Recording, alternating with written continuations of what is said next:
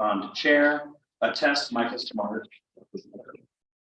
Need a disability related accommodation, please call 3 business days in advance at 946-7651 voice or 946-8582 TTY. Public comment testimony may also be submitted via email to publictestimony@newhavencity.gov before 2 p.m. on the day of the meeting. So that's the notice. We will now proceed with introductions of colleagues starting to my right. Good evening, everyone. Ward 24. Adam Marchand, Ward 25, Chair. Frank Douglas, Ward 2. Hampton Singh, Ward 5. Anna Festa, Ward 10. Taisha Walker Myers, Ward 23. Okay, so before we begin with item 1, let me just say a few words about how we'll proceed this evening. We are here because of a combination of circumstances. 1, all 4 of the items are time sensitive. 2, we're about to enter our summer schedule when the Board of Alders will meet only once per month. That means that things need to move quickly, we got to move on them soon.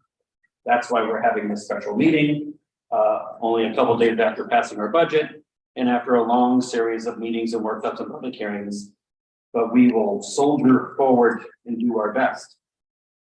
But given these time constraints, the administration has requested that all of these items be voted on at our next meeting of the full Board of Alders, which will be on Monday, June 5th. And the only way to do that would be for this committee to take no action on those items, and for me, the chair, to request that the full board discharge these items from finance for immediate action on Monday, June 5th. If we don't do that, then the soonest these items would be voted on would be in our first meeting in July, because we don't have a second meeting in June. So that is our intention this evening, is to hear these items and discuss them, but we will take no action. Because I'm going to request that the full board discharge them from the city on June 5th for a immediate vote. We have to do that in order to meet the context inherent in each of these items.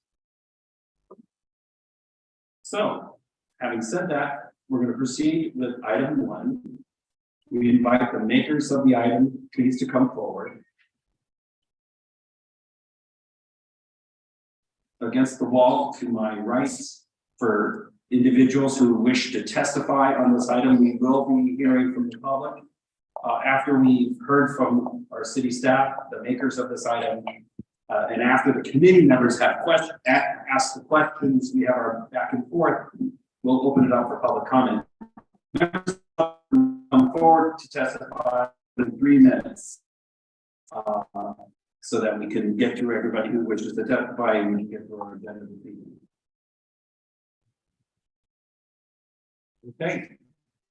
We will now receive additional paper from our city staff. Michael Gormley, City Acting Controller, 45 Jefferson Road, Branford, Connecticut. Find out all that living relations, 33 Cold Spring Drive. Thank you very much. The floor is yours.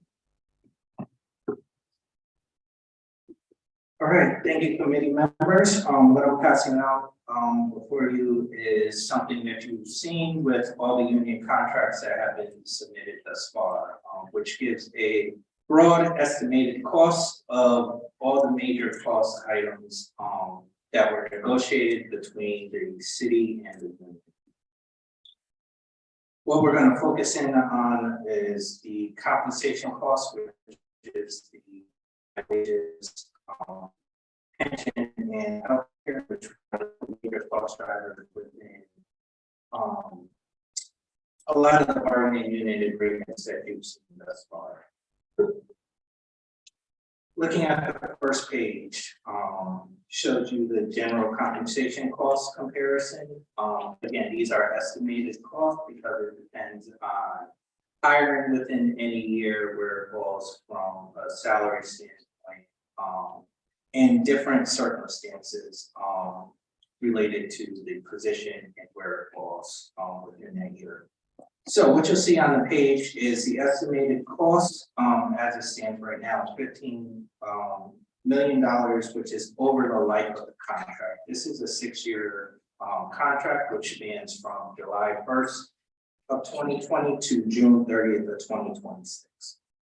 Local 3144 is similar to the contract at the last meeting that we talked about, 84. This is a wraparound union, which means that employees exist in both the city and the Board of Ed. This is also one of the bargaining units that has positions also funded within special funds grants as well. So when you look at these cost estimates, this is taken into account the city and the Board of Ed costs plus special funds in general.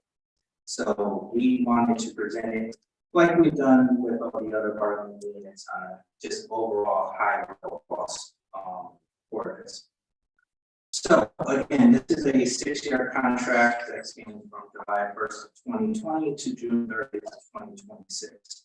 What you'll see on this page is that the general wage increases do start at the point of the beginning of the contract, which is 2.75% for the first year, 2.75% for the second year, and 3% each subsequent year for the remainder of the contract. This does also include step movement for those eligible positions within the contract as well. There is retroactive pay for this agreement as well. The retroactive pay is based on all actual hours worked for the period up until ratification. The contract calls for retroactivity in fiscal year 2020-21, fiscal year 2021-22, and again, we're in fiscal year 2022-23. So any retroactivity would be based up until we implement this contract, if the Board of Aldermen ratifies. So with that being said, that is 15 million is the base wages, and then on the bottom of the page you'll see we estimated retro at $3.4 million within that period. So again, that's the base wage portion as well. When we move to the second page, we do have a few other items up here, which really talks about the bonus for those who are at the top step but didn't receive the step increase. And then we talk about pensions, which is the you'll see there are bullet points under summary of pension changes, which was also outlined in the contract summary changes that labor relations provided. You'll see that employee contributions increased for pensions. New employees are eligible to retire at age 65 and no lower than 80. The early retirement penalty did increase by 3% each year for early retirement to 3%.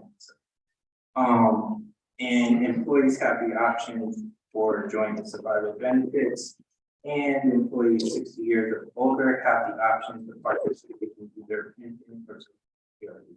So that last bullet point means that if you're hired at 60 or above, based on some research that labor relations did, you either have the option for the pension or Social Security, because you have a government defined benefit that doesn't offset, or in some cases, if you were getting into Social Security, eliminating Social Security. So at age 60, based on the research, we give them the option if that's when they're hired. So looking, we did have Hooker and Holcomb do an analysis, which is really the last 2 pages on the cost out sheet. Basically, Hooker and Holcomb looked at the ADEC contribution that the city makes, and based on the changes that were made in the agreement, if it were input into the current ADEC payment, it would be an additional $171,000. on the overall liability that they put, for the city based on the wage increase changes and the pension numbers changes.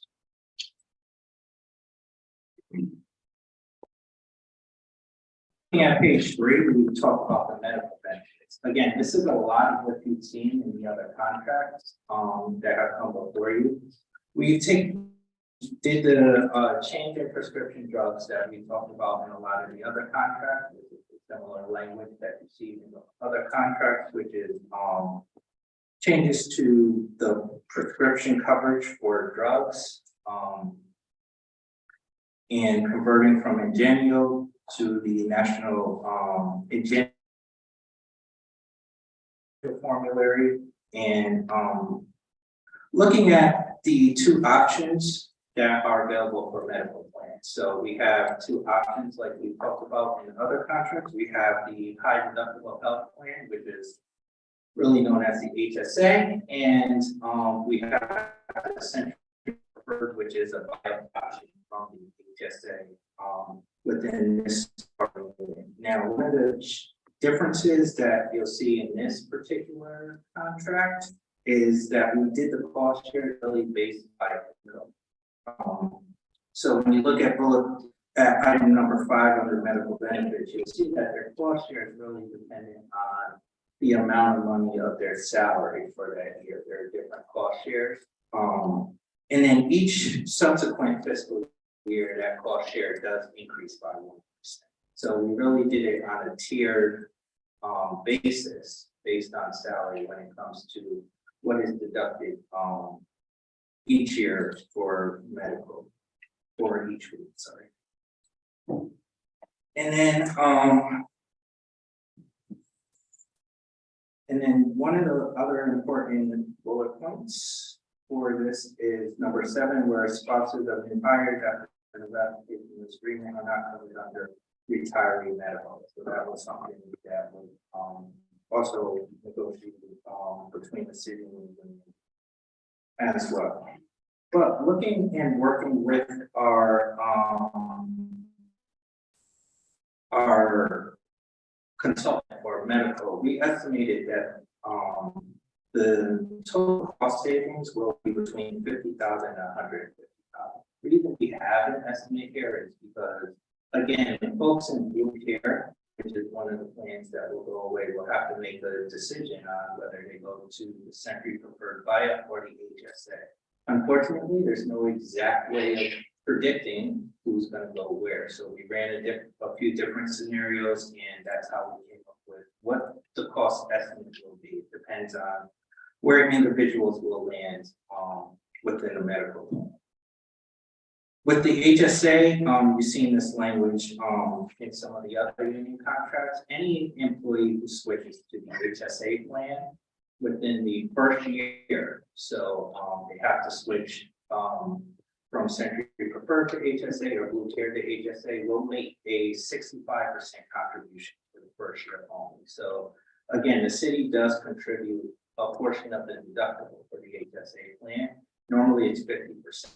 So for a single person, the deductible is $2,000. The city gives $1,000 in 2 increments, and the employee comes up with the other $1,000. So that's how the 50% contribution. Again, in the first year, the city will make 65% of the deductible payment for a first year switch when the contract is ratified. If the contract is approved by the board.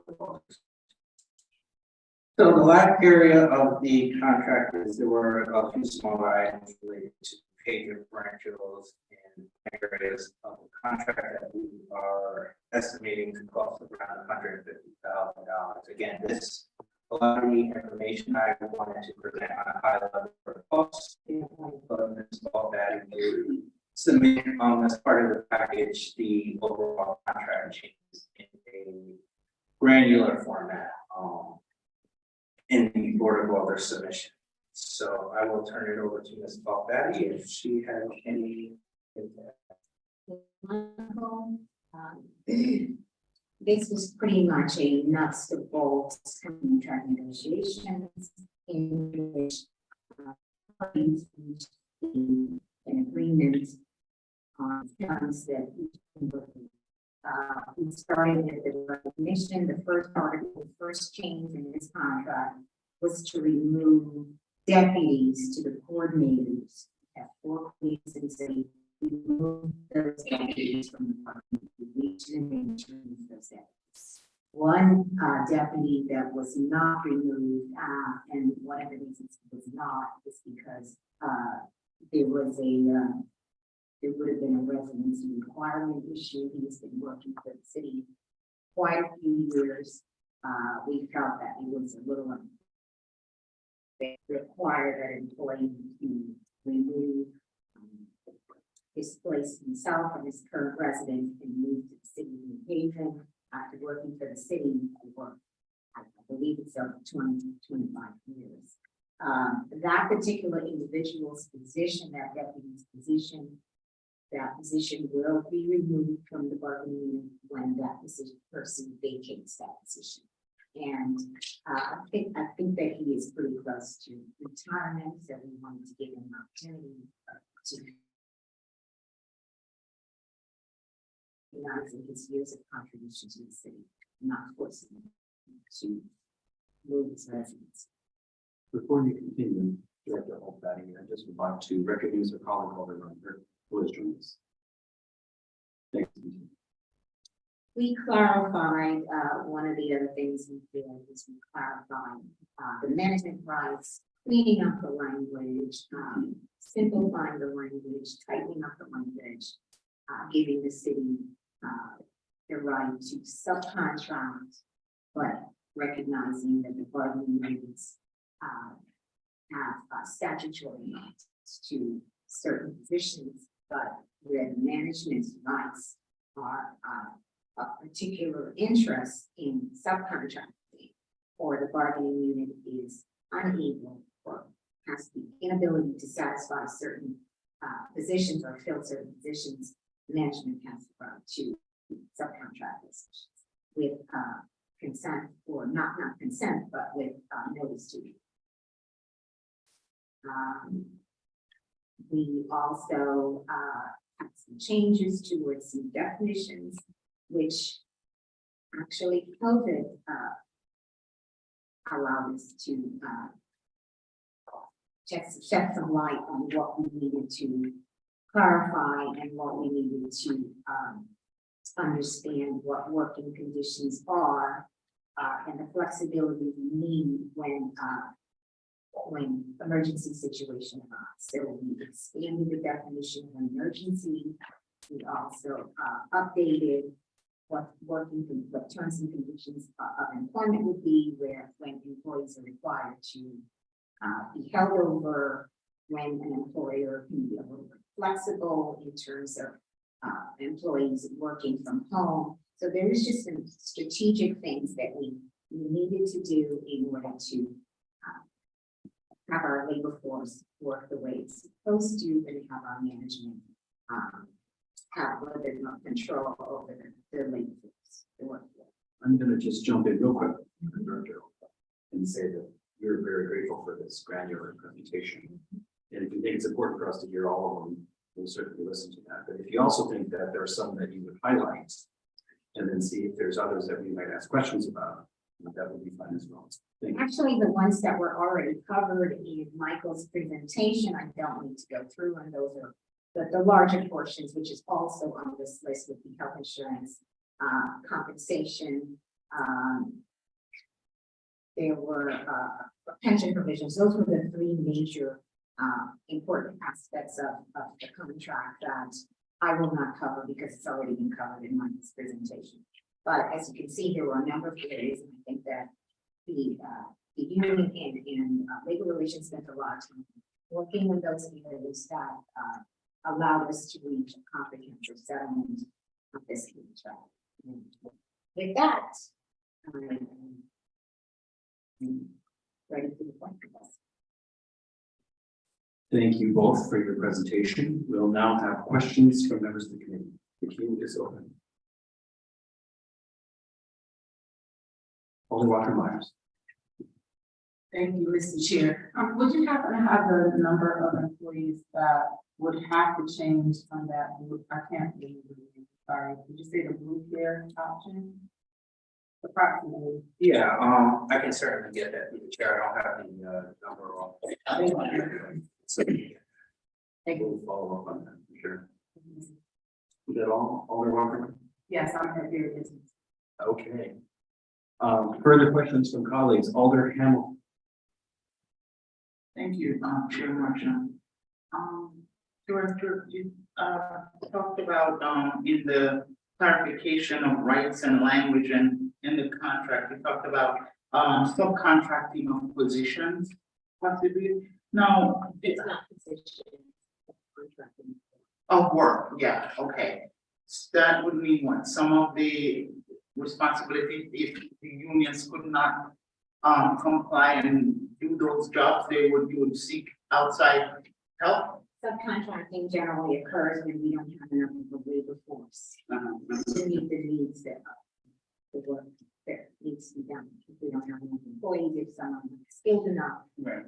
to do the work with that, and it's typically bargaining work that we may have to go outside and bargain. Have you identified any of these positions that could possibly go in that direction at all? IT, Okay, it's a big one, right. right up the top. And in subcontracting, what does that come with? Just pay? Does it come with insurance, benefits, what? Well, it depends on who you subcontracting to. Okay. All right, thank you. Thank you, Alder Hamilton. Alder Festa. And the queue is open, look at the colleagues through the business. Thank you, Mr. Chair. Just a clarification on, you mentioned that that deputy position required residency. Just need clarification because I thought, Mr. Chair, even through you, that only the directors require residency. A deputy position requires residency.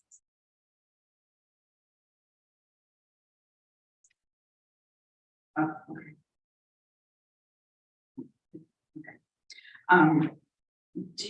What were the voting results? Did a majority of the union personnel agree with this contract?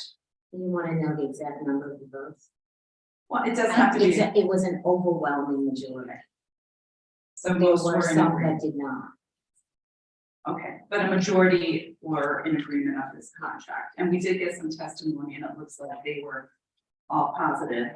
I think I only saw a couple of negative ones, but I just want to clarify that the majority were actually in favor of this contract.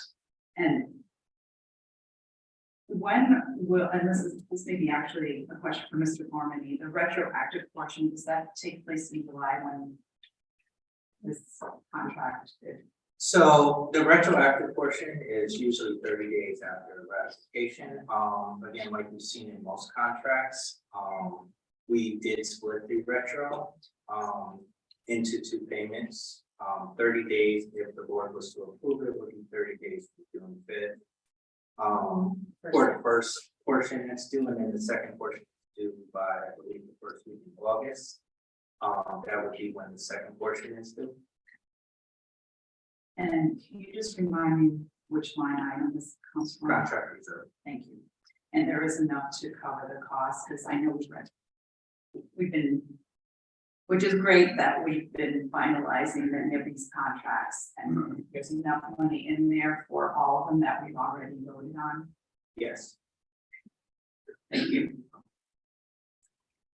I think that is it. Thank you, Mr. Chair. Thank you. Thank you, Alder Festa. Further questions from colleagues regarding this agreement? I have a few questions. Just looking at this great document that you provided for us, I see you mentioned under Article 5 hours of work, updated library work schedule and past vacations. Can you say a little bit more about that? The library now has Sunday hours. And as a result, there is constantly including schedule, being a cost that is associated, which we negotiate. So, Thank you. I see here Article 30 substance abuse policy, city to develop a citywide policy. Could you say more about? The city has not completed its citywide policies yet, and that policy that the city is required to complete would be in compliance with the state law, which recognizes marijuana as a state substance that's not, unlike the federal government, it's a recognized substance that people aren't going to be penalized for using. So our policy has to change to comply with the state law. So we're in the middle of developing the policy. And is there a role for the union to play in that policy development process? So When we create policies or we generate policies, we normally would send it to the union for comment. And we generally have a discussion, but as I said, our policy is going to comply with state law, so there probably won't be too much that the union can do about a policy that we need to comply with. But we do recognize that the unions are provided a notice and an opportunity to engage in discussion with us. And there may be things that the union comes to the table with that we need so that we can negotiate over or include things that are important to the union as well. They do have an opportunity. I mean, the city obviously has all sorts of policies, and not every single policy is in the union contract, but this one is, because it's Article 30, so there must be a history of the union being engaged with the administration about those kinds of policies, right? Or it's a substance abuse policy that's a pretty significant. Yes. And so the contract language deals with consequences for staff if there's violation and recourse if you want to challenge the consequence. We really have to put it in the contract because marijuana was a big part of what was in the current, soon to be previous contract. Okay. And so. Great. Thank you for that clarification. So my last question is about the buy-up to the non-identifiable plan. And the description in the documents talks about the employee paying the cost difference between the plan. I think I know what that means, but I have to be sure what that means. What does that mean? The difference between the HSA and the cost is cost for the high deductible plan. The buy-up is the difference between the two. What the PPO plan is and what the HSA cost share is. That's what it is. So like the full monthly premium cost per level of coverage for that particular plan for the buy-up plan minus the full monthly Yes. premium cost for the HSA. HSA. And it's based, the base is really the HSA, what the cost is for the HSA. And then you buy. So the city is going to pay the same subsidy.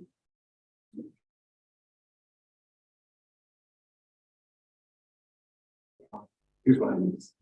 When you have a medical benefits plan, the city pays a portion of the premium and the employee pays another portion.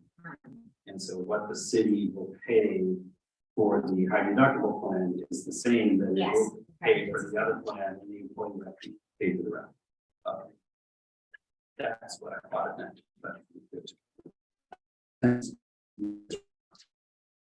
Like, hundreds of dollars. Yeah. But that information typically has been available on the city's website.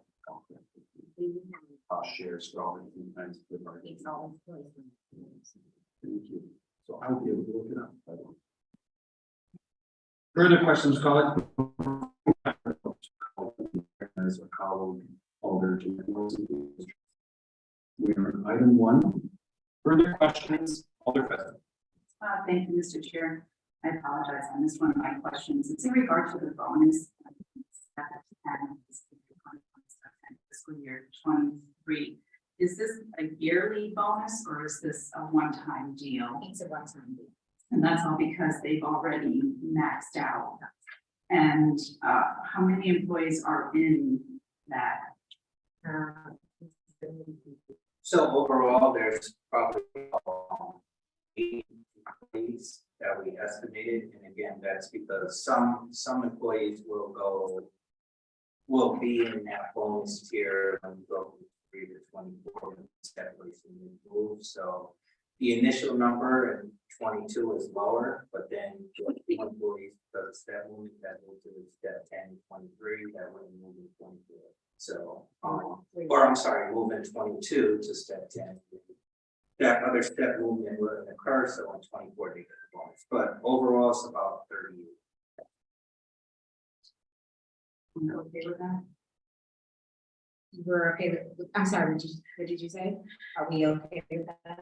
Yeah, I know you guys all negotiated, but I just want to make sure that those employees, because it is 38 employees that basically they're at the top level, will get this one bonus until obviously enough when this expires in 2026. Is that right? Right, it's a one-time bonus, they don't get it.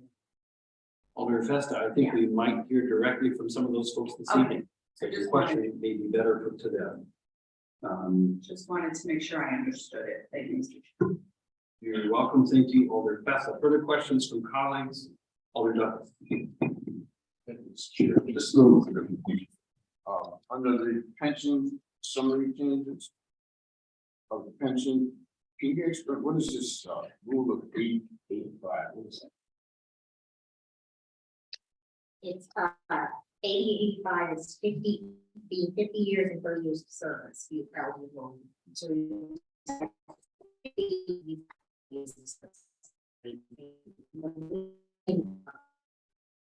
And now, employee eligible for retirement is 65. Thank you, Mr. Chair. Thank you, Alderman Douglas. Further questions from colleagues in regards to this agreement? Seeing none, we thank you for your presentation. We would ask you to stick around in case colleagues have additional questions after we hear from the public. So now we're going to move to the public testimony portion of this item. I would just like to reiterate that we're going to offer each person 3 minutes, up to 3 minutes to testify. So that we hear from everybody and we can get through our agenda. Before we go to the list of folks who have signed up, I just want to testimony through our email address today. For example, from Gilmar Herrera, president of Local 31, wrote an email in support of approving the contract. Agendas. Charles Blango, former alderman, in support of this. I believe Mr. Blango is here and will speak for himself as well. From Kristen Mancini, showing concern about the situation, but also glad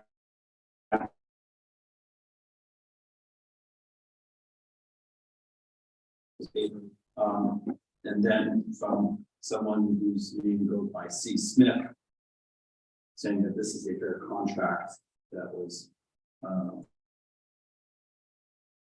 So that's just a brief summary of 4 emails that we received today relevant to this item. We will now go to the list of individuals who are this item. Vice Chair will help me with the list. First on the list, Patricia Solomon.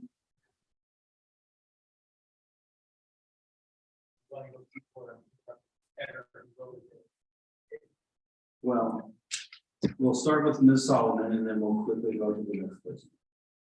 Yes. Okay. Ms. Solomon.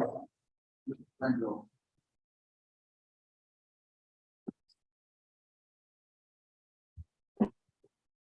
And just as a reminder,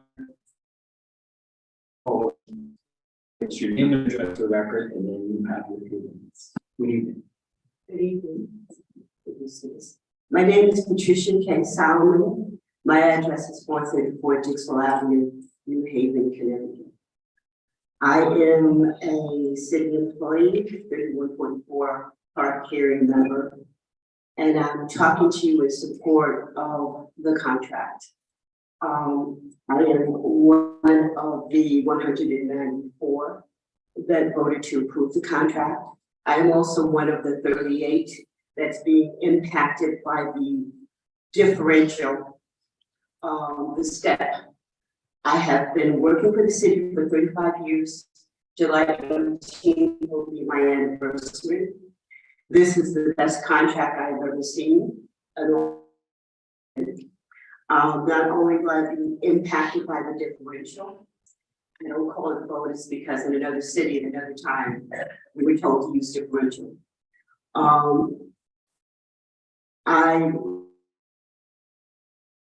People upset because we are getting just a differential of 1,000. This is the first time in the 35 years that I've worked with the city that we have been given a step increase. And I'm in support of that. I'm also in support of the medical. I will be at the point in time where I will be changing from here to the city. Required. I want to tell you that I was raised in a union household. My father was one of the first African American crane operators allowed into the union. So I've been in the union concept and what is for the greater good. I think that was all that I needed to say, other than, oh my God, I was first on the list. Any questions from colleagues? Seeing none, thank you so much. Thank you, Mr. Blanco. After Mr. Blanco comes Helen Roseberry.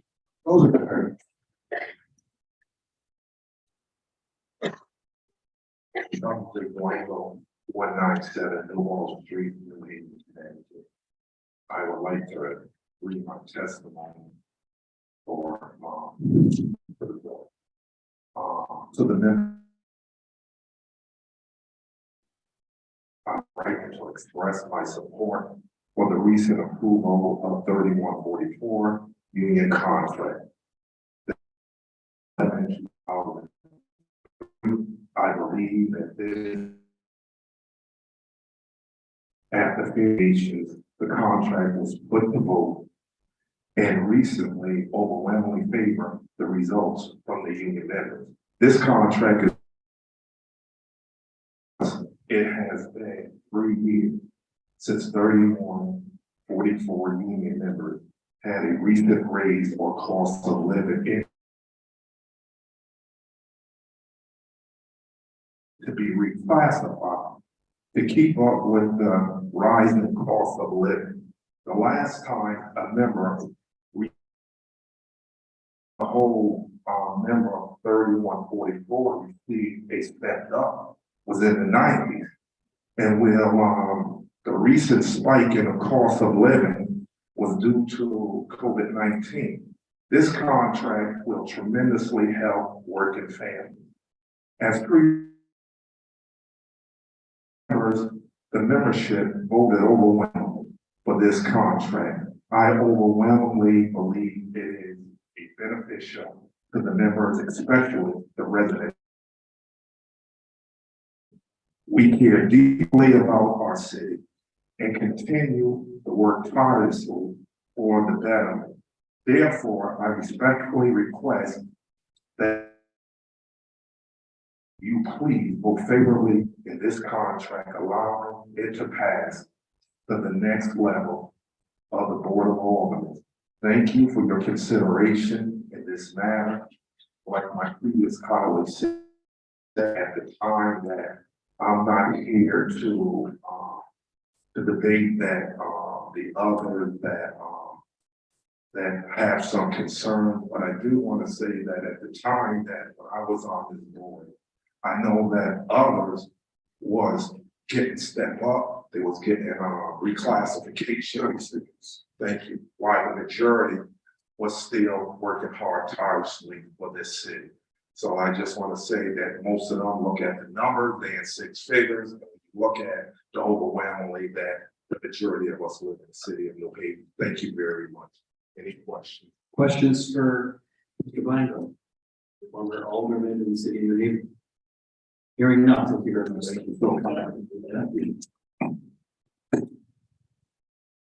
Ellen Rosenberg. Ms. Rosenberg, Raymond Jackson.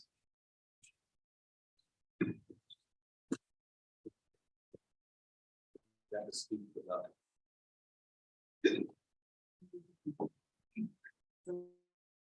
212 West Elm, 212 West Elm Street in Haven. Before I start, did you get a letter from Dean Crisio because he told me today he did a letter? Don't have that in our packet. No. And did I contact, oh, no, hopefully somebody got it. So I'm one of the 38. Somehow I'm a step 10. I started with the city in '89. There was never any negotiation around steps or ranges. I'm a step 10. It seems arbitrary to leave certain people out when you haven't used the system in decades. I asked the union leadership at our informational meeting, which was not open to everyone because it was limited to 100 people on Zoom, but I got into the hastily organized second one. And I said, why was this system used rather than another approach that would include everybody and all the members in all the benefits? And I was told, oh, you work for a bad employer. The range and step system is terrible. You should get rid of it. But I wasn't given an explanation of why this was used. And my concern, in addition to how it affects my pocketbook, is the natural ill effects that will result in the work products of these employees and others due to this splitting people, the haves and the have-nots. It split the union, there's contention in the union, and it makes it more difficult to work as a team in our offices and inter-office. It's human nature, you go, well, you know, why should I carry the load when this one just got, you know, an extra $2,500 a year, or $5,000 a year in their salary, and I got this for $1,000. It's human nature, and this contract doesn't serve the city well. People are not intentionally, not, you know, to be destructive, but the tendency is your neighbor got a nice raise, you're barely keeping up with the small cost of living increase. I think I won't work, you know, I won't go the extra mile. And that makes me sad because I've lived in the city since 1979. I own a home here. I'm involved. I am in community organizations. 30 seconds. And it makes me sad to see that action was taken that probably wasn't necessary. There was probably another approach, but I haven't been told what it was. That it's going to reduce the effectiveness of the staff and result in a city that is not as good in many ways as it could be. Thank you, Ms. Rosenberg. Questions from colleagues? Seeing none, thank you for your testimony. Raymond Jackson. After Mr. Jackson, Robert Munoza.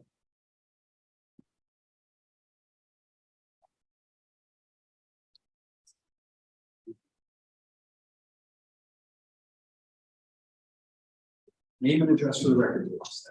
Name is Raymond Jackson, 200 Shelton Avenue, apartment 28, New Haven, Connecticut, 06511.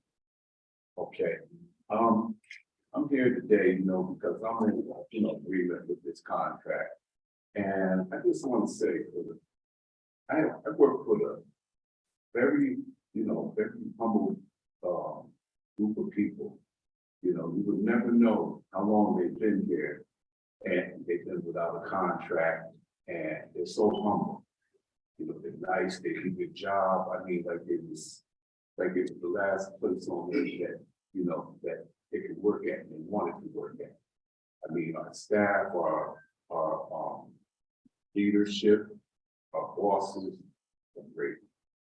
And, you know, you never hear them really complain until it comes up, until like the time like this, where they say the union, union got shot down because we tried to get another contract and all. Now, I've been here a short time, so I didn't really feel the effect of some of these people been here 35, almost 40 years, and the way they perform on their job, that helped me to be a better worker too, So, I mean, just to show appreciation, I would hope that you guys would vote on this contract, vote yes for us to get this, agreement. It makes us more, as the cost of living is going up. I mean, it looks like the more you make, the more you take. And I mean, for real, you're just working from paycheck to paycheck. I mean, I'm not complaining today. I'm appreciative of the job, but sometimes you have to step up and say, it's not enough. And so, like I said, I just want to say again, appreciate y'all hearing us today. And I appreciate the negotiators of this union, president. I mean, they really did a great job. And so that's what I can say. Thank you. Any questions from colleagues? Seeing none, thank you, sir. Mr. Mendoza. After Mr. Mendoza will be Seth Flynn.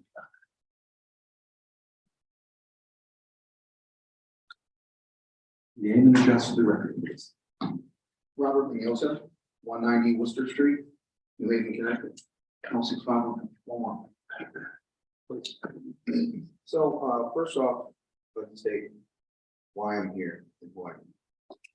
I've been blessed to work for the city of New Haven for 14 years. Let you just come a little bit closer to the microphone. Thank you. I've been blessed to work for the city of New Haven for 14 years in the accounting division under finance. And I'm also local 3144's treasurer. Was not a part of the negotiating committee, but I heard enough concerns over the months, over a year, about the issues with this contract and how we were all dying to get raises because it's been 4 years since we've had a raise. The exact vote was 196 to 40. It is a passionate issue amongst all my coworkers, myself. I truly feel for the people who are upset they're not getting steps, that they're at the top of their range. But when we compare this to previous union contracts, this is the best one we've seen, like Pat Solomon said. It's the best I've ever seen. I've done research going back, it's been over 30 years since we've gotten steps in a contract. The fact that we're not getting any zeros for any year and we're getting retro for every single year is an extreme blessing. I'm for all of you to talk to 3144 retirees or former 3144 employees and ask them what they think of this contract. And I'm sure they're going to say, I wish I had a contract like this when I was here. It's sad because people take this very personally with their money.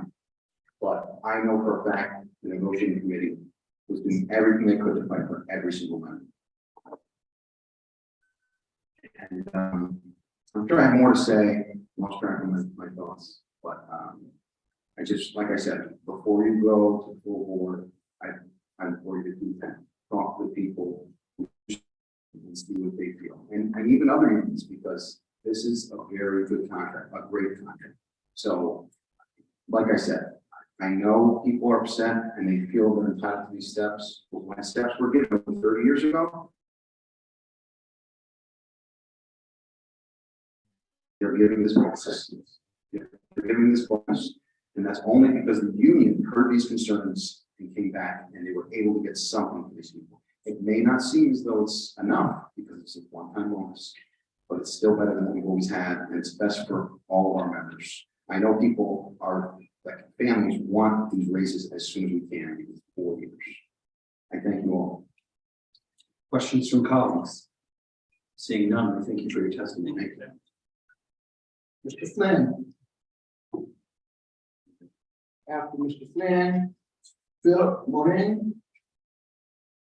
Before Mr. Flynn speaks, I'd like to recognize our colleague, Alder Shapiro, who has joined us. Excuse me, Mr. Chair, I was in an LCI. Thank you. double bonus. Name and address for the record, please. Seth Flynn, 76 Nichols Road, Naugatuck, Connecticut. Good evening. While I do understand some of the union members they're pleased with this contract, I happen to be one of the 38 that is not. When I was hired with the city placed me into a step and range, and I'm not sure how they determine what step and range you go into. I happen to be in step 10. Okay. Basically over 30 years, you've heard there's no step.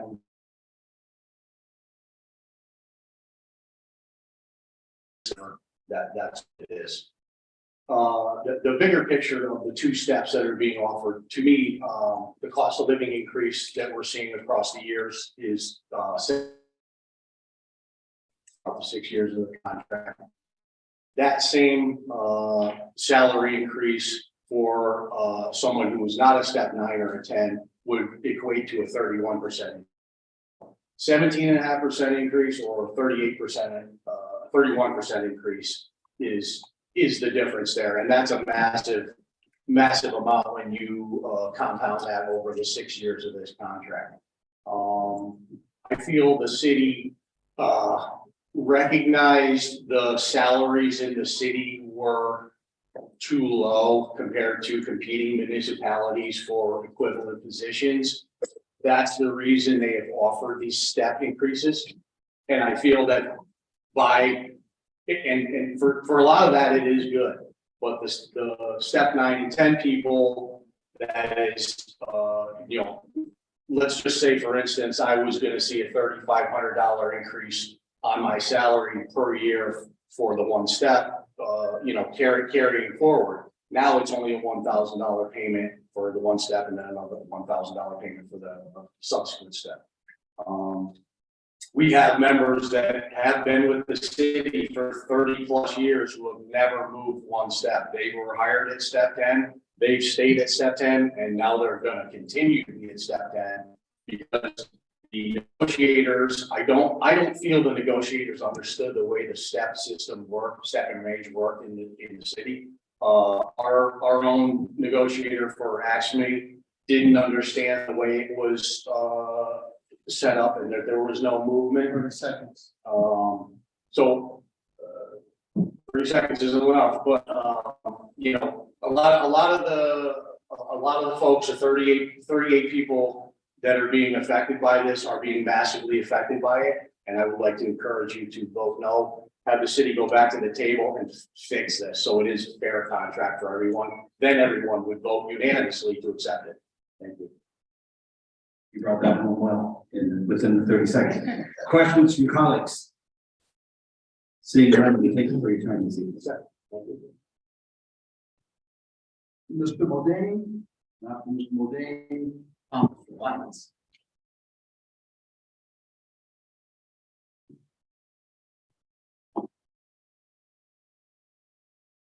Name and address for the record, please. Thank you. My name is Philip O'Dean. I live at 975 Nix Avenue, apartment 2B in Connecticut. And I wrote this down just so lose track of my thoughts, and I am here to encourage a yes vote. So I've worked here more than 8 years myself. I'm a children's librarian at the Stetson Branch in New Hampshire Public Library. I'm also local 3144 District 3 rep. And I've spoken with a few of my colleagues who asked me to speak on their behalf, many of whom who have been here for 10 years or more, who are appreciative to receive additional compensation for their dedication to the New Haven community. This allows us to stay in the city and continue to do the work we do within the neighborhoods we serve. And this also affords us to take care of ourselves and our family.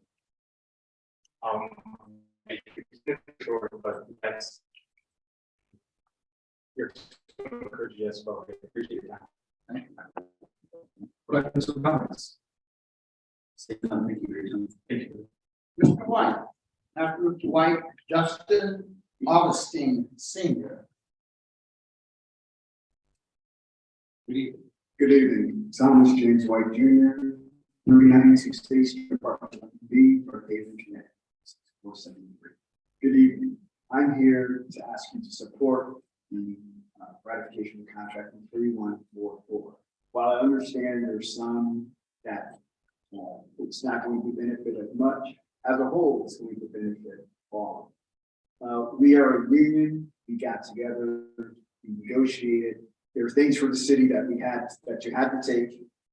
And it was the best contract that was able to be eked out. I understand some things were said, and I just want to say a few things about to give you the full picture, since one thing was said.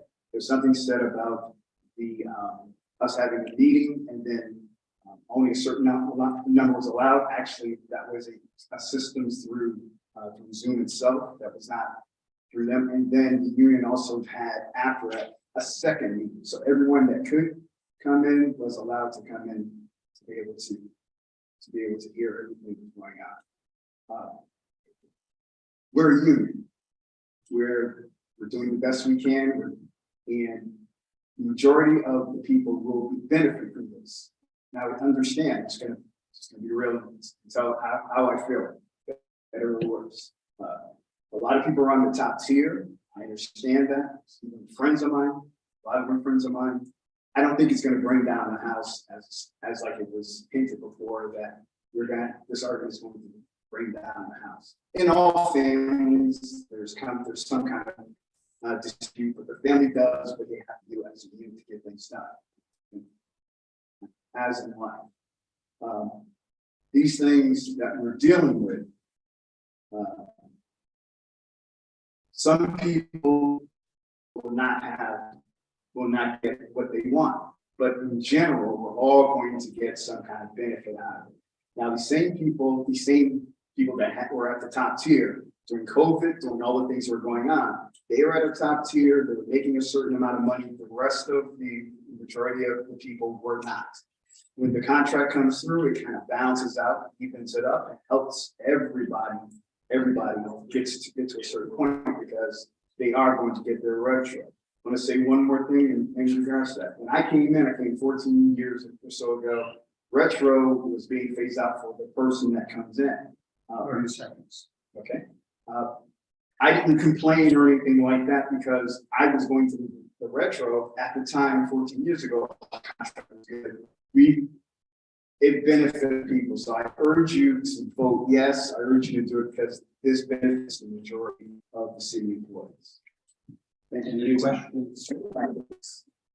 Being none, thank you. Thank you. Mr. Augustine.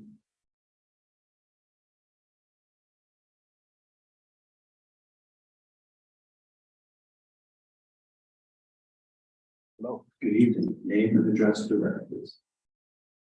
My name is Justin Michael Augustine Sr., 61 Roosevelt Street, New Haven, Connecticut, 06513. I'm very happy with the contract. And as one of those people that are at the top step, I would like to just say that I understand that we're not quote unquote winning. What I don't understand is how we can call ourselves brother and sister in every union meeting, hey brother, hey sister. And I'm going to be upset about someone moving up 2 steps. I get it, $1,000 is not as much as those people moving up 2 steps, but we have people in this union that have not seen a step increase in 15 plus, 30 plus years. And now they have an opportunity to move up. A win is a win, we won. I am not benefiting as much as someone else, but we won. With this contract gave I feel great to know that I have brothers and sisters that are moving up tremendously.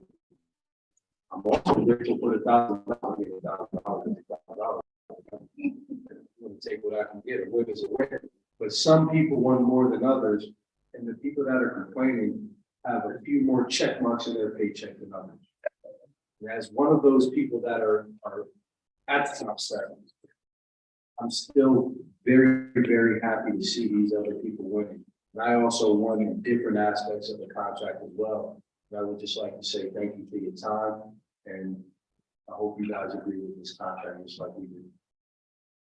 Thank you very much. Questions from colleagues? Seeing none, thank you for your testimony. We are in receipts of a printout of an email from Dean Christio.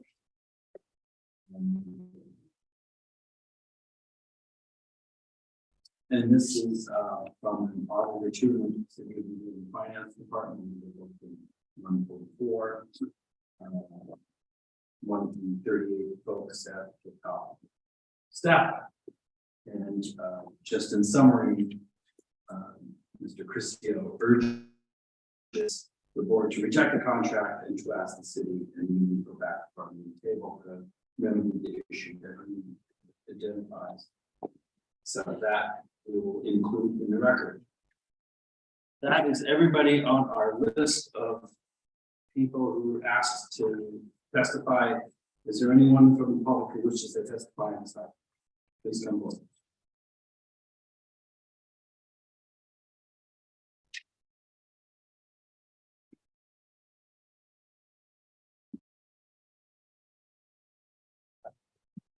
Name and address for the record, please. Name is Michael Mann, 13 Heritage Circle, Clinton, Connecticut. And real quick, so I just want to clarify again, because what I'm hearing, I'm one of the 38. 33 years with the city. I came to the city the year they did away with steps. I never saw a step. Someone mentioned, and it's true, if you're at step 10, it's because where they put you when they decided this is your job, this is where we'll put you pay-wise. So we have not seen any increase in all those years, other than what everybody gets, 2%, 3%, whatever the cost of living. This is a one-time generosity by the city. We're seeing all these union contracts get settled very generously. We're not quite sure why they're choosing to play hardball with 38 people. We're hearing people say, well, they're at their top tier, they weren't even making loads of money. Well, Mr. Christio is one of the people, and he's making less than $60,000. He's not moving. We have other people in our union that are going to, after 4 years, after the 6 years of this contract, they're going to be $40,000 a year richer than they are today. We're making 18.8% increase. The people that get 2 steps are going to be 31% richer.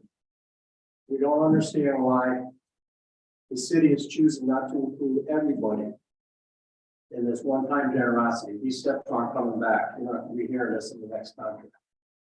It's been 33 years since a step was given. You're not going to hear it again. So why are we being left out? They keep acting like we're all rich. If you look at all the pay scales for all of us 38, you can see we're not like the top wage earners in the city. So that's what we wanted to hear. Thank you for your time. Questions from colleagues? Hearing none. Thank you. And if you would write your name down for our staff, just to make sure we get that correct. Any further members of the public who wish to testify on this item? And for a second time, any members of the public who wish to testify on this item, please come forward. And for a third time, any member of the public who wishes to testify, please come forward.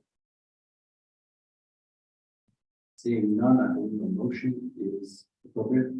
I'm going to correct myself. Because actually we have public hearing items happening later in our agenda.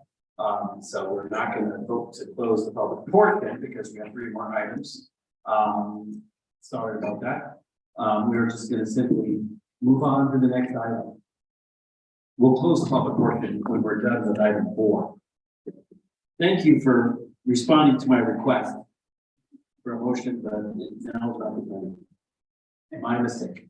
So we're now moving to item 2. And if I can tell that there's significant numbers of people who are going to leave, by all means, please do and have a good evening. We would ask you to take your conversation outside of chambers and not to have them here because we have other work to do. So item 2 is about $5 million allocation of ARPA funds to increase the I'm Home Initiative rental development program. And I see that city staff coming forward. When you are settled, please give us your names and addresses for the record. Michael Gormley, City Acting Controller, 45 Jefferson Road, Branford, Connecticut. Our media is in the.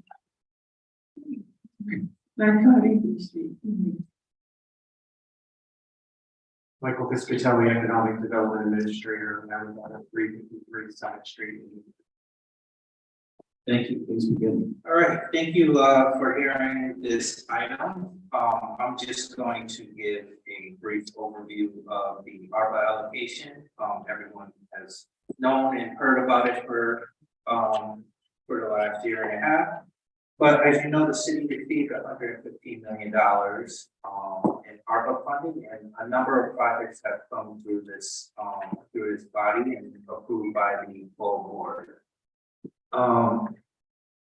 In working with the city's consultants on ARPA, this was one that came from LCI, which you'll hear about from Ms. Samuel and Mr. Piscatelli, describing the project, which has to do with the gap mining and out of it. Just to give you an overview of the ARPA balance, like we like to do when these projects come through. The current balance in the American Rescue Plan funding is $10.6 million. Again, we do publish all these projects within the monthly financial report for everyone to see and review. The ask here is $5 million for this particular project, which would then bring the balance down. Would bring the balance down to about $5.6 million if approved by this body. Moved by the full board. Just a caveat in reviewing the order, I believe in the package that was received, there may have been some language clarification that we have to look at in the actual order. It does not change the scope here. This just has to do with the ending to be consistent with how we submitted ARPA orders for the remainder for previous projects. It does not change the presentation that he asked. Working with legislative services, there are a few language areas that we need to clarify in the order. So I will turn it over to Mr. Piscatelli and Ms. Samuel for their presentation. Good evening. We're actually asking for $5 million additional funds for the development. Portion of the ARPA, I'm home in LCI. The $5 million we're asking for was 16 current projects that are all shovel ready to go start construction, and they're experiencing a gap based upon significant increase in construction costs. The first project is our project at Ashland Canal. We currently have a $3.5 million existing gap. We're looking to get them 1.5 and the house is going to build that project would be ready to start construction within 4 weeks, like, and they're ready to go. This is your line hold up. They currently have 15 units at 60% AMI below, 10 units at 50% AMI below, 33 units at 80% AMI below. This funding to that project would give us an additional 58 units, which will be under the 65%. The second project is MLK Tyler over in West River area. They have a $970,000 gap. So $1 million for them to completely fill their gap and we'll be able to move forward immediately with construction over there. And the MLK Tyler project will bring us a total of 44 affordable units in all these units will be under 65% AMI. The third project is State and Chapel. They have a $5 million gap. We're looking to provide $1 million of their gap. The project will provide 16 affordable units. And the additional 1.5 is for other projects in the pipeline. So we have other projects coming up to assist any other gaps.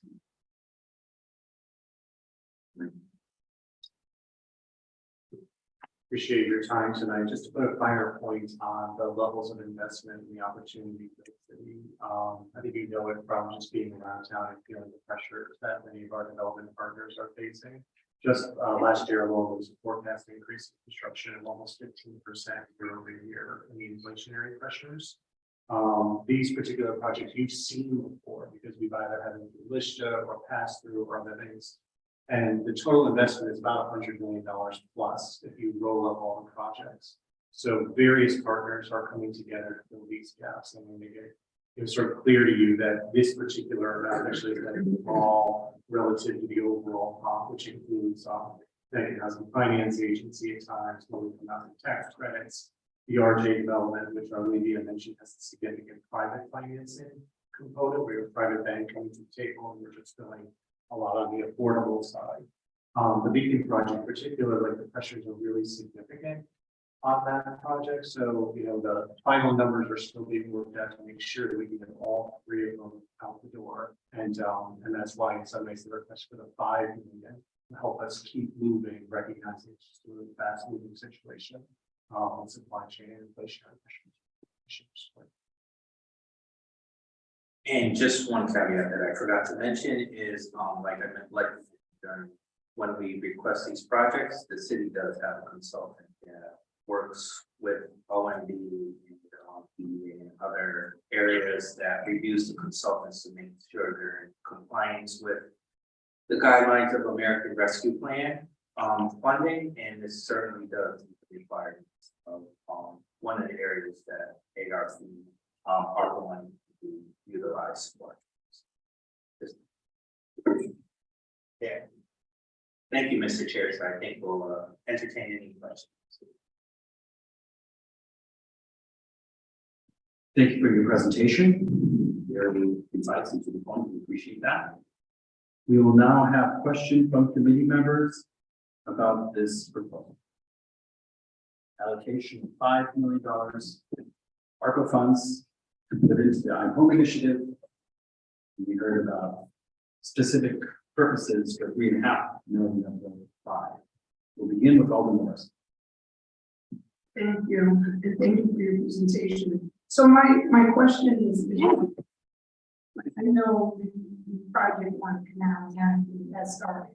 So if you all don't get this money, they can't go any further than what we have sitting there now. Their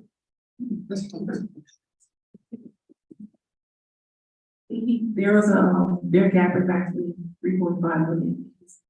Looking towards his investors to pick up the other 2.5 million. And is he saying that the investors would be more likely to come up with the other 2.5 million if the city was to invest? That's correct. Portion? Yes. And that this portion that we're given is all in regards to the 60 million. I know they didn't show you that. But they're decreasing the affordability of where they were at 80%, might be going down to 65. Okay. Yes. So it's increasing the level of affordability. Thank you. Thank you, Mr. Chair. Thank you, Alder Morrison. Alder Festa. Thank you, Mr. Chair. Do we have a financial report on these developers? Is there like an itemized report that we can look at to see where the spending is and how much the development is going to cost and what the rents are per month and how it's being subsidized as well, so we can get a better picture? Because, you know, are they getting tax incentives too, and for how long? I believe each of these projects are paid through they're getting a tax abatement. But yes, they do submit resources and uses, and we go through that and everything to make sure that everything's done up and up. And we don't just give them the money. It's as they spend it, we reimburse, like we pay taxes as the costs are incurred. So they don't just get a check for $1 million. They have to submit the actual being done, and we check that it's being done. And then money's dispersed. I guess my concern is that as a developer, you're going in and you have a budget, and you also you usually go up 20, 30%, whatever it is, up budget to make up for any expenses that could be incurred. And it's just, I'm not looking at the affordability part, I'm looking strictly at the financial portion of this, because as you all know, this is kind of a pet peeve of mine, that we give tax incentives, you know, we're giving and giving. I appreciate, actually, I was just happy to hear that you said they actually changed their AMI from 80% to 65%, which is what we really need in the city to really help the residents that are in need. But my concern is mostly the financial part, not the tax breaks where they're getting subsidized for these rents. Are they or are they not? And how much are they getting All their subsidized? best stuff.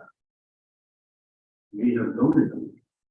We have the information. We actually don't, We because do. we don't have a policy. All their best stuff, I'm speaking, I have the floor. I'll get all that, thank you. Well, I'm chair, so I have the floor, and I'll give it back to you in a moment. We voted on this, we have reports. So we can get the information to you again, but we had reports. We voted on the tax agreements for each of these developments, and so it's fine to disagree with it. But you shouldn't be asking for information that you already have. And if you want to make a statement about disagreeing with it, then you can hold a press conference about it if you wish. But right now we're asking questions of the makers of this proposal about this item. What's your question, Alderperson? Those are my questions, and I don't think we do have a financial on how much the apartments are being subsidized. I never saw anything that said, and if it's in Lishta, I haven't seen the minutes to Lishta, so it's hard for any of us to look at minutes that don't exist. So We can get you the financials. for you, Mr. Chair, that would be, We can get submit your resources for the projects.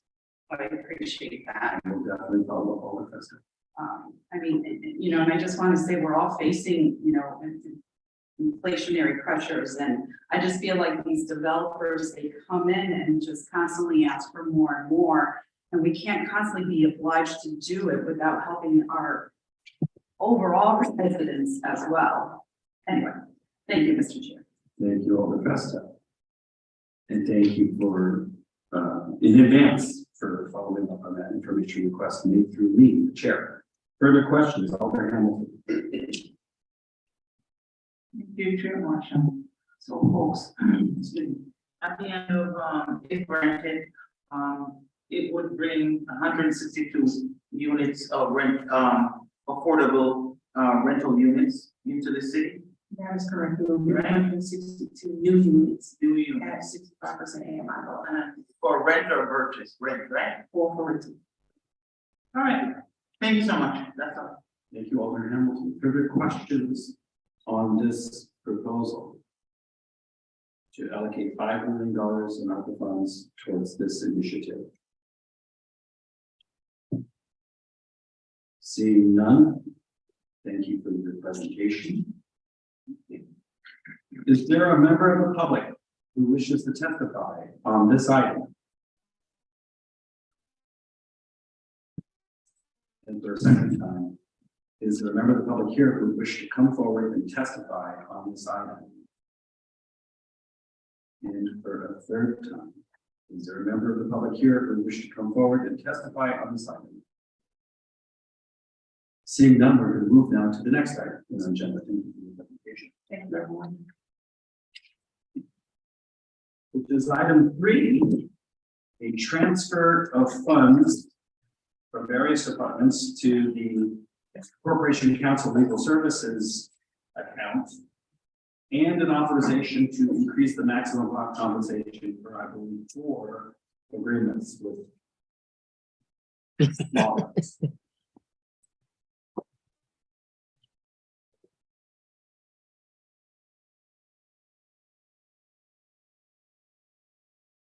Marcel will take your names and addresses for the record. Michael Gorman, City Acting Controller, 45 Jefferson. Hi, Roderick Williams, 20 Landslide Drive, North End, Connecticut. I'm not of the Corporation Council. Michelle Crane, 2025 South End Road, East Open, and that's. All right, thank you for hearing this item this evening. This is a transfer in an amount of $600,000. I'll just go over where the transfer is coming from and then turn it over to Deputy Dupree and Deputy Williams to kind of give an explanation of the transfer. As mentioned in the ordinance, we have three sources of the transfer, which are primarily salary accounts. We are taking $400,000 from the public health salary account. This was primarily due to the vacancies that we've seen in nurses positions that we talked about in prior meetings, but we are seeing a surplus that is projected in a monthly report within that account to be able to transfer over to corporation council. We are looking at $100,000 from the assessor's salary account. And again, right now we have an acting assessor, which means that the normalized position of deputy assessor is vacant, as well as that office has seen vacancies and turnover throughout the year. So that $100,000 is available. And the same community finance and technology. We've had a number of vacancies throughout the fiscal year within that account to be able to subsidize this transfer as well to corporation council. So again, the three accounts sources and uses are all due to lapsed salary that we've seen throughout the fiscal year. So this will be transferred over to corporation council to increase agreements for the remainder of the fiscal year for their office. So I will turn it over, and if you give an explanation of the law firms and the transfer. Thank you. So you will have heard some of the information I'll give you from Corporation Council came before, but there are a number of factors that have gone into I think the need for the additional funds here. First of all, in February 2021, we lost a long time attorney in our office, Mike Wallach, who handled a lot of police cases. And it's been a little bit difficult to find a replacement for him because that's very difficult work and not a lot of people who can do it. I'm happy to say that we did identify a person who will be starting on the 30th who can do that and has a number of years of experience. So that's something that our office is feeling I'm pretty happy about because it's a long time looking and we were concerned about it before that. We did lose also 3 attorneys between October 2022 and January 2023. We have in the past been able to redistribute and absorb the loss of 1 attorney, but we lost 3. We ended up having to send a number of cases outside to a number of firms in order to continue to defend them. We have since hired 2 other litigation attorneys. That leaves us 1 position for which we'll be posting. So we are refilling the ranks now and are hoping to sort of right that ship. But in the meantime, these cases have to be defended, and so that we had to set a number of these cases down. There are a couple of larger cases that have come in recently too that we think will require work before the end of the fiscal year, and that is a little bit more of a strain than what's going to outside counsel. And a couple of words about the outside counsel cases. We had about 40 of them that we deemed pretty standard cases that we have, trip and falls, motor vehicle cases, or other ones that aren't complex. We were able to arrange a flat rate agreement with them so that we didn't pay hourly, but instead paid a per fee case, which we felt would keep a better control on the cost. In any of those cases, if they do end up on the trial about a week before the trial switches to a reduced hourly rate. So that's one of the steps we took. Also, what's been happening is the tight job market. So there were these vacancies in our office for some time. We were able to get people right away. We have a lot of cases right now that require multiple counsel to represent the different individual defendants. Specifically, we counted, there's one that requires 6 counsel, another that has 5 different attorneys, that one from California. There are, let's see, there's one with 4 different attorneys, there are 4 with 3 different attorneys, and we had 7 with 2. We've always had some, it just seems that there are more now, for whatever reason, it's a cyclical thing, it's not easy to control, but if there are conflicts, we need to make sure that each different individual has its own counsel. Also, during COVID, the courts slowed down a bit, and at least in state court, there wasn't a lot of activity. And at one point, probably, I think, we noticed it most in December, state court started to schedule trials in virtually all the cases that we had. And it was an effort to move things along. And so what that did was it sort of sparked a flurry of activity that, and a lot of the cases that were held by our outside counsel had to do a lot of work. And these aren't things that we see every day. They've all kind of happened at once. And I think as a result, the firms that we're working on, I think, require more money. I can answer any questions you have, but that's, So just to clarify, what we're asking this board for, so we are asking for the transfer of $600,000. And on a side note, I do, in reviewing, did realize that the actual transfer form, looking at the accounts that they're being transferred from, even though it's mentioned wasn't in that packet that was submitted to legislative services, so we'll make sure to get that to them this week. And also, so again, one portion of this request is transferring 600,000. The other portion, which is listed on the ordinance, which is section 2, is also a few of these legal firms are going above the $100,000 mark, which, as you know, is required by, which requires board of alder approval. So again, section 2 of the ordinance lists out the law firms that will exceed $100,000 by utilizing this transfer request. So I believe, Mr. Chair, we will entertain any questions. Thank you both for your presentation. And we are not going to have questions from colleagues, members of the committee.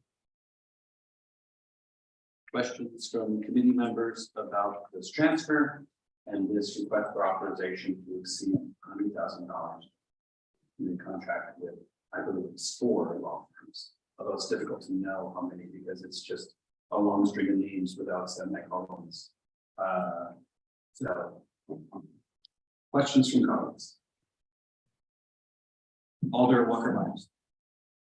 Thank you, Mr. Chair. Just a point of verification for me to make sure I heard correctly. You said we have to have lawyers in California, or we have a case in California that we're going to do representation for. That's correct. It's a case that's in California. So we actually had it because it's in federal court. We had to contract with the attorneys in California, right? Thank you. Thank you, Mr. Chair. Thank you, Alder Walker-Myers. Further questions from colleagues on this item? The request for a transfer and request for authorization to exceed the $100,000 threshold with 4 firms.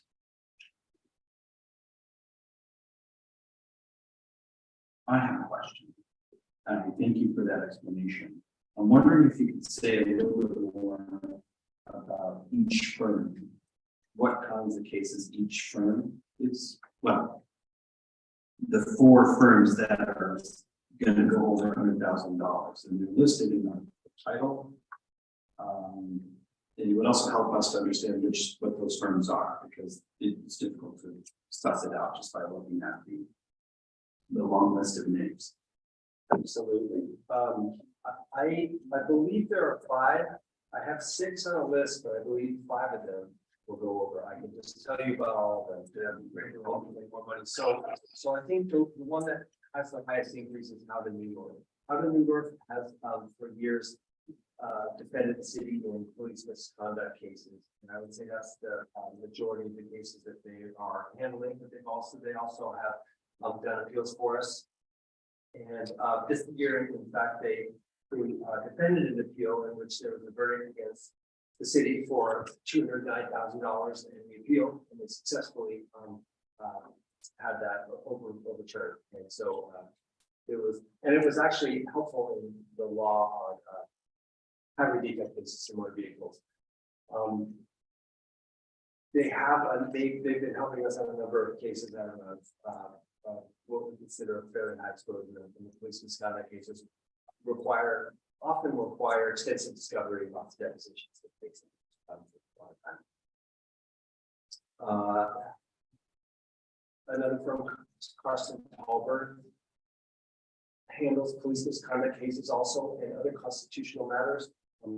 They are involved in a number of these cases, and also cases in which individuals need to be defended. Police misconduct mostly. Massini, Bocchio, and Jordan is the third of these firms. This is comprised of 3 attorneys who left Haverly Road and opened their own firm. They do a lot of the same kind of work, and actually it was a benefit for us that they were a different firm, because often we can't send more than one defendant to a firm. And if we need to find 4 different attorneys, the fact that they're not in the same firm is helpful. They do mostly police misconduct, but this particular firm also did take a number of our cases when we lost attorneys. They had to reassign some that would be more complex and required quick attention.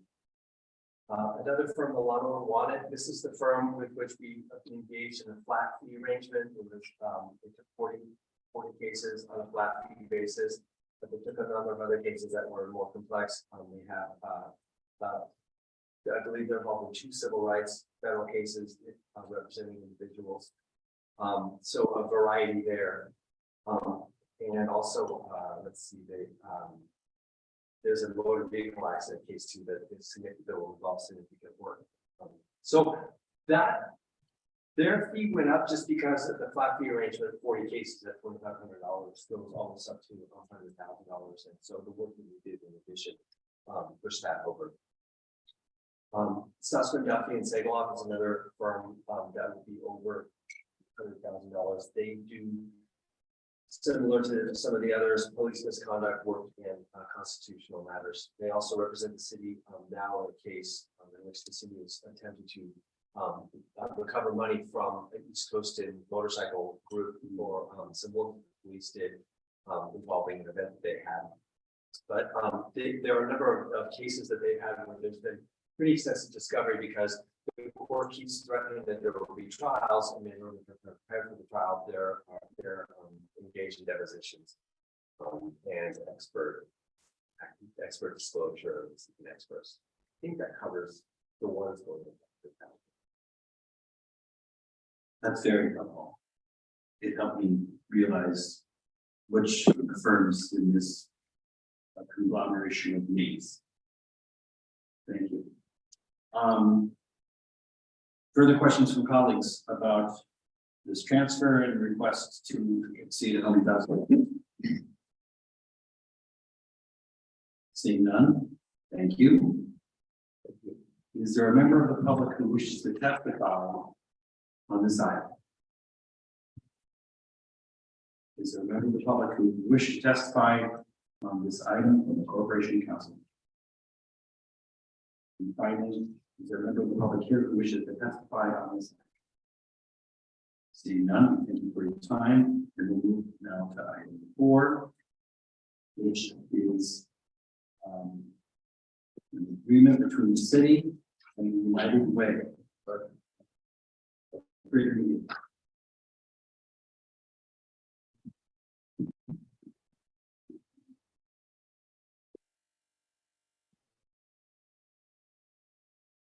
All right, Michael Gorman, 45 Jefferson Road, Connecticut, City Acting Controller.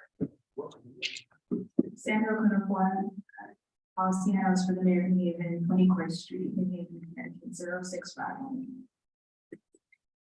All right. Thank you for hearing this item. This is the item for the mayor's math and reading tutoring initiative. This funding is coming from the American Rescue Plan funding of $3 million.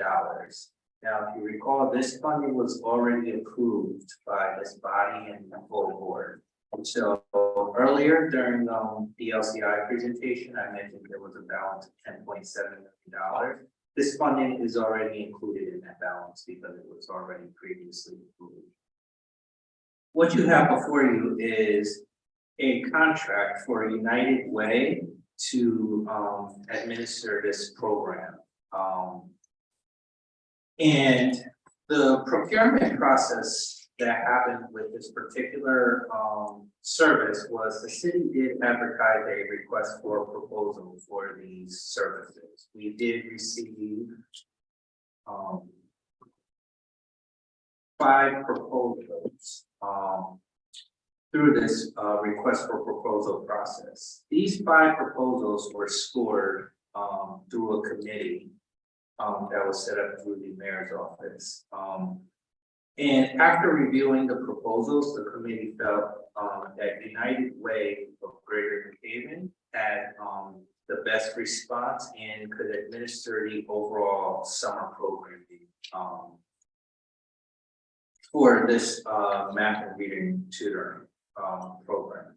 So what I'll do is I will turn it over to Sandra to kind of give an overview of what United Way will be doing and the number of kids that will be served. But again, before you is a multi-year contract, which will need approval, which requires Board of Alder approvals multi-year. So I'll turn it to Sandra.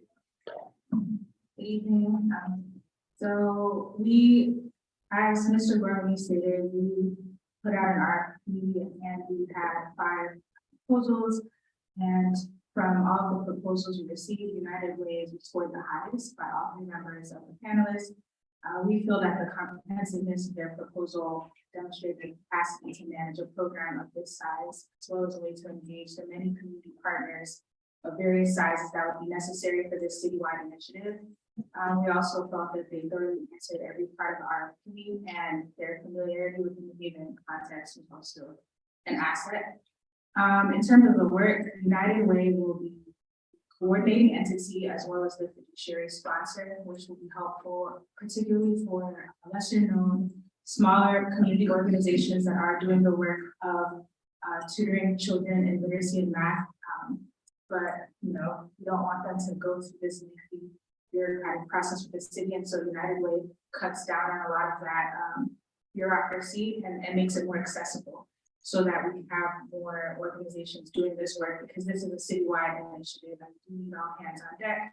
And so the way that this is going to work is for the summer pilot, United Way will be working with Haven Reads as the lead literacy organization, as well as Elite Boys and Girls Club of Greater New Haven, New Heights, Horizons at the Foot School, Inspired Communities, and New Haven Counts, because they all have existing summer programming. And this is a pilot where we're hoping to learn from this, tutoring initiative, so that during our fall rollout, our fall launch, the process will be smoother for all of the community partners that we're hoping to engage. And for the full launch, in addition to the aforementioned institutions, we'll also have a lot of community partners, and we're hoping to communicate and advertise so that community partners are aware of this, so that during the fall launch, as many entities can participate in this program as possible. So United Way is managing this program on behalf of the city, and the plan is to, through the life of this initiative, serve 1,500 kids at least. The goal would be to serve more than that, but at least 1,500 students. And in terms of when, so for the summer pilot, it will be a 6-week summer program, and depending on the organization, time could look like 8:30 a.m. to 4 p.m. every day, or another schedule. And during that, students will have literacy instruction several times a week, in addition to social emotional learning, enrichment, and other programming. And then in terms of like the full duration of the program, this will take place from summer 2023 to summer 2025. And that's about it.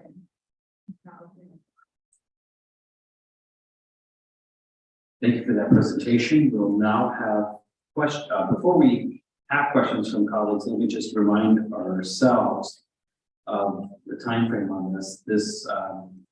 The request for the ARPA allocation, the $3 million allocation, was sent to the board late last year. It was assigned to a joint committee of finance and education. We ended up voting to give a favorable recommendation, but we had follow-up work that we felt was important to do. And there was an amendment in the order that actually said this follow-up work should happen. And it was our president, Alderman Myers, who spearheaded that follow-up work. And so the full board approved the allocation in February 21st, at that board meeting. And then subsequent to that, we received a report from our president detailing what was the result of that follow-up work that gave confidence to the board members that the project was moving forward in a positive way. And so now what we're hearing is who is the organization that the city will partner with to administer the program. We've already allocated the money, right? The order that's before us is actually erroneous and will be fixed before the second reading because it includes authorizing the allocation, which we've already authorized. So I can put on it again. So we've allocated the money, we've had follow-up discussion, including president and city staff with follow-up and report on that. And now we're voting on this multi-year contract with the United Way to administer this effort, this ambitious effort. So further questions about the wherewithal of the United Way to meet these ambitious goals are certainly appropriate, but the money's already been allocated. So let's talk about the proposed contract. Having said that briefly, questions from colleagues? Alder Festival. Thank you, Mr. Chair. Thank you for your presentation. I know you've worked hard on this and come a long way since that first meeting. And appreciate your efforts in getting this going because obviously our kids need it and summer's almost here. Where will these programs actually take place? And how, do the kids need, I know transportation, I think came up as well with the questioning from last time. So if you could just speak on that, where and how, thank you. So, yeah, absolutely, thank you. So for the summer pilot, all of the participating organizations have sites throughout the city, and they're also utilizing New Haven public school spaces.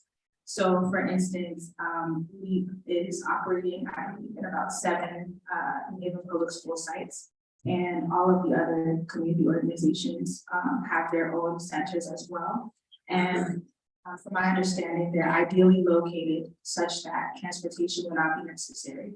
And that is the same expectation for fall as well. However, we're happy to revisit this plan in 6 months to see if it is indeed still the case that transportation is not necessary. Because we want to make sure that this is accessible to all kids, regardless of where they live. Perfect, thank you. And I'm glad we're utilizing our schools. I see too that the number of students has gone up. Is that the starting point? Wasn't it around 300 to 500? I don't know why those numbers are sticking. Now we're at about 1,000 to 1,500. Is that from day one? So that's not from day one. That's the total number over the life of the initiative. But the starting number is anywhere from, I believe, 400 to 600 kids, given the number of students that are already being served in existing summer programs. Okay. How are we doing to get the word out? Are the schools helping us? Are they identifying students that could really benefit from these programs? We're really grateful to have the support of New Haven Public Schools, and they will partner with us in helping to identify students as well as advertising the existence of summer programming, as well as programming throughout the academic year.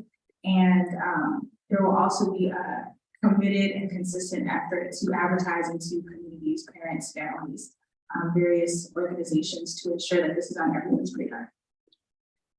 Perfect. And just one more question, Mr. Chair.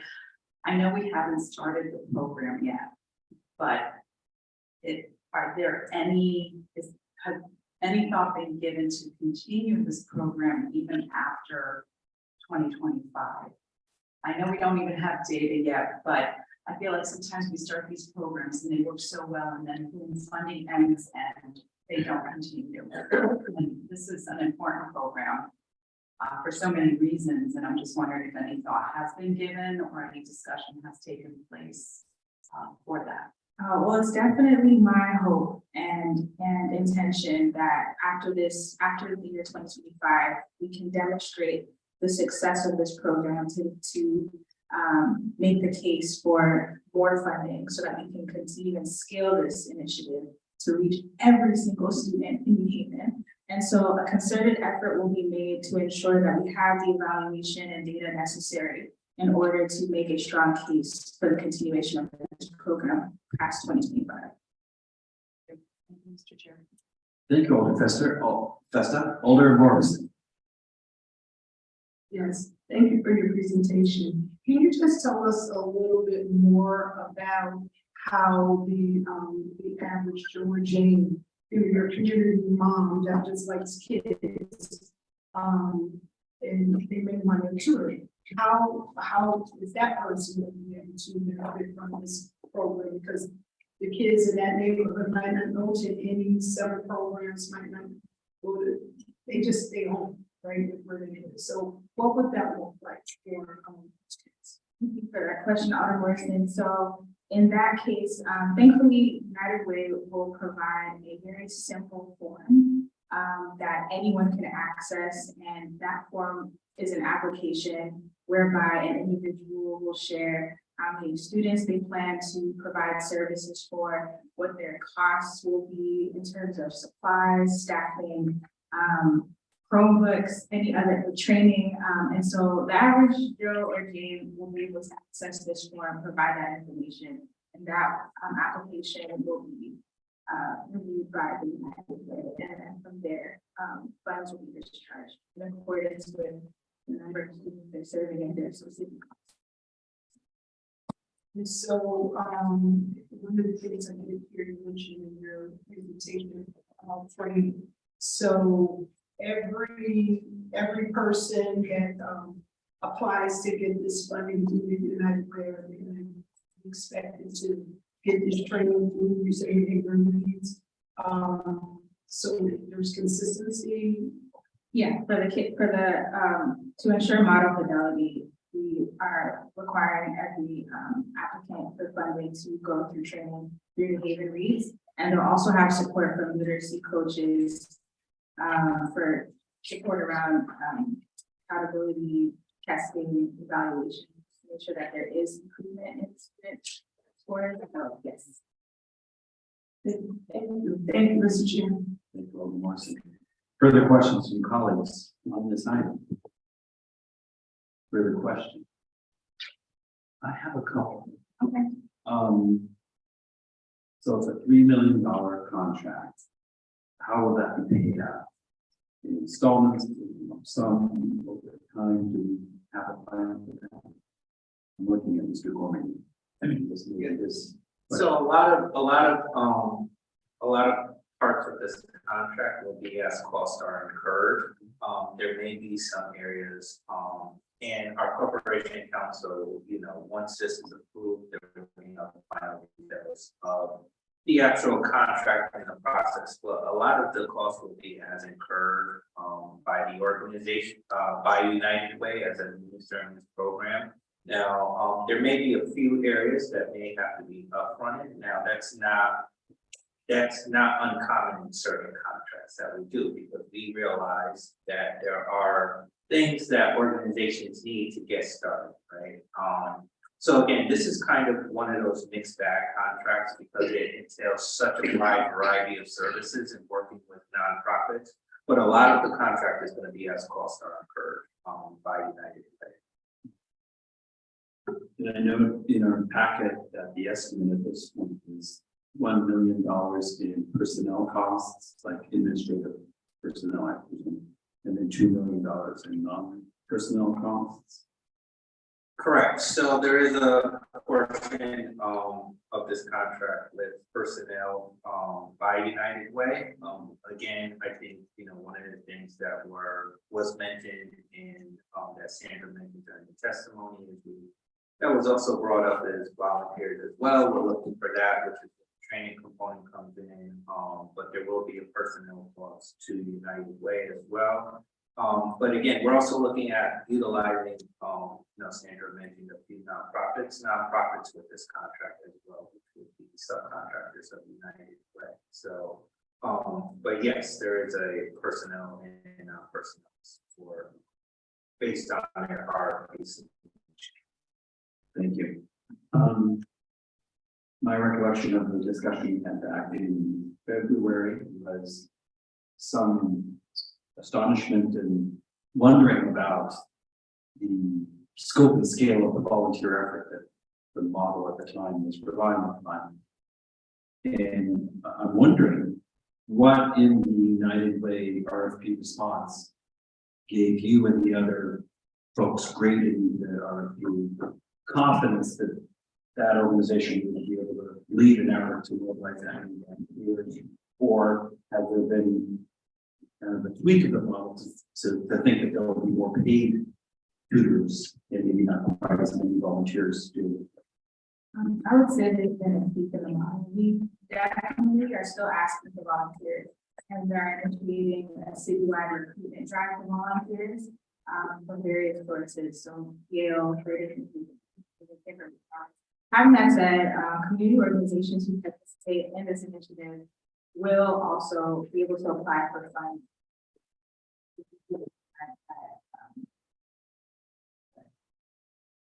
Many of them participate in this program, and we don't want to limit accessibility of students.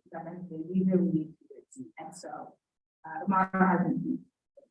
You said stipended volunteers? Yeah. And what's the, because I've been a stipended volunteer 30 years ago, but although you might say that we are all of us now stipended volunteers as members of the Board of Alders. So I correct myself, but what's the stipend? What's the idea behind it? I imagine that United Way will come up with some sort of tiered program commensurate with experience, level of education. And so there might be a range of anywhere between maybe $15 to $25 an hour, but I think that is up to that.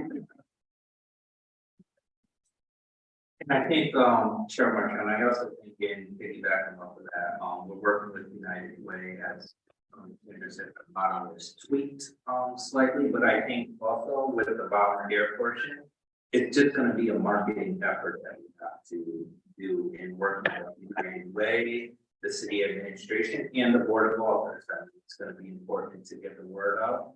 I think that as Walter Morrison mentioned prior, there are going to be some folks who like to do this as a living who want to help out, right?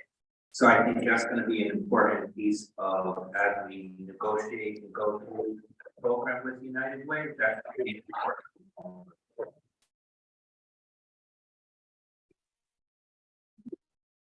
Thank you for that additional information. Questions from colleagues? Questions from colleagues on this item? Seeing none, we'll thank you for your presentation. And we will ask if there's any member of the public who wishes to testify on this item. And for a second time, is there a member of the public here who wishes to testify on this item? And for a third time, is there a member of the public here who wishes to testify on this item? Seeing none, motion is closed. Make a motion for. The motion was made to close the public portion of this meeting and seconded in discussion of that motion. Seeing none, all in favor, say aye. Aye. All opposed, say nay. The motion carries. There's only one motion that's going to be appropriate at this point. Before we have that motion, let me just, and for some colleagues who maybe missed this enough, that we're having this meeting today because these items are all very interesting. And the request is for each item to be voted on in our June 5th meeting. And of course, the only way we can do that is if we take no action this evening, and I, as chair, request that these items be discharged by the board.